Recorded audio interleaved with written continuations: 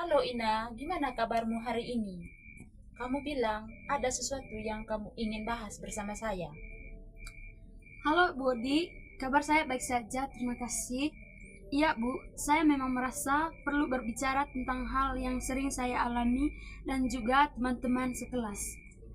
Kita semua sering menggunakan media sosial seperti Instagram, TikTok, dan WhatsApp, tapi kadang saya merasa ada pengaruhnya yang bikin saya kurang nyaman Bu. Baik Ina, sangat bagus kamu membuka diri seperti ini. Boleh kamu menceritakan lebih detail apa saja yang kamu rasakan atau lihat pada diri sendiri maupun teman-teman? Iya Bu, di satu sisi media sosial bikin kita bisa tetap terhubung dengan teman-teman yang jauh, bisa dapatin informasi baru tentang pelajaran atau acara sekolah, bahkan ada konten yang bermanfaat seperti tutorial belajar.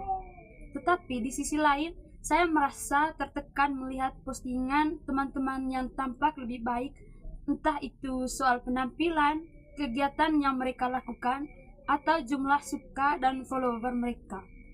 Kadang juga ada isu cyberbullying di antara siswa yang bikin suasana kelas jadi tidak nyaman. Baik, saya mengerti perasaanmu Ina. Dampak media sosial memang punya dua sisi seperti itu. Banyak siswa SMA yang mengalami hal serupa. Selain itu, apakah kamu merasa ada pengaruh terhadap aktivitas belajar atau waktu tidur kamu? Betul sekali Ibu. Kadang saya sengaja atau tidak sengaja terus membuka media sosial sampai larut malam. Jadi paginya lesu dan sulit berkonsentrasi di kelas. Kadang juga ada berita atau konten yang tidak relevan yang membuat saya terganggu fokus saat mau belajar, Bu. Baik, Ina. Itu adalah dampak yang cukup tidak perlu kita atasi. Nah, Ina, kita bahas bersama-sama mencari cara agar kamu bisa menikmati manfaat media sosial tanpa harus merasa tertekan ataupun terkena dampak negatifnya. Misalnya, dengan mengatur waktu penggunaannya, memilih konten yang positif dan bermanfaat, serta belajar tidak membandingkan diri dengan orang lain di media sosial karena yang kita lihat hanya bagian-bagian terbaik dalam kehidupan mereka. Itu terdengar bagus, Bu. Tapi bagaimana jika saya melihat teman-teman saya yang sedang mengalami kesulitan karena dampak media sosial? Apakah ada yang bisa saya lakukan? Baik Ina, sangat baik. Kamu peduli dengan teman-temanmu Ina.